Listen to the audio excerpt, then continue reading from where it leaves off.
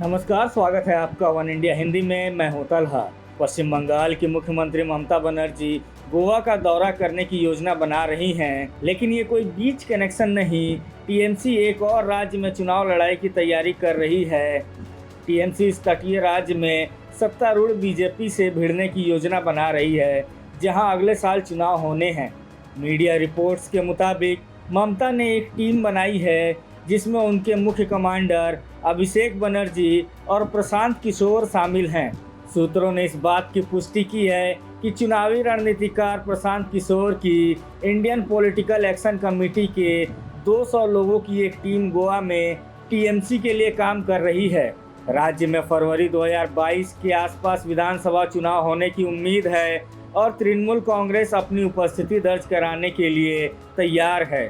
इस टीम ने राजनेताओं, पत्रकारों, सामाजिक कार्यकर्ताओं, व्यापारियों और राज्य के दूसरे लोगों से मुलाकात की है।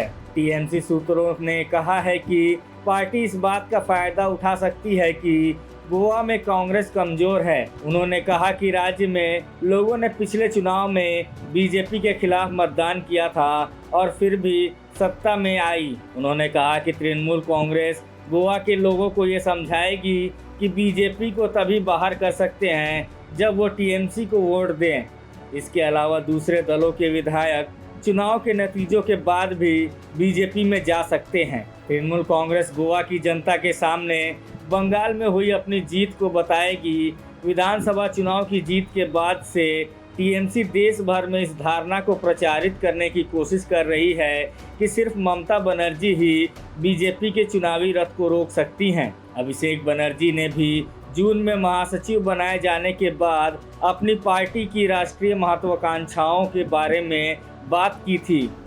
सूत्रों ने कहा है कि टीएमसी गोवा में पूरी तरह से मैदान में उतरने की तैयारी कर रही है। उन्होंने कहा कि अगर पार्टी मजबूत प्रदर्शन में कामयाब होती है तो तृणमूल कांग्रेस पूर्वी छोर से पश्चिमी छोर तक अपने प्रभाव में सफल होगी।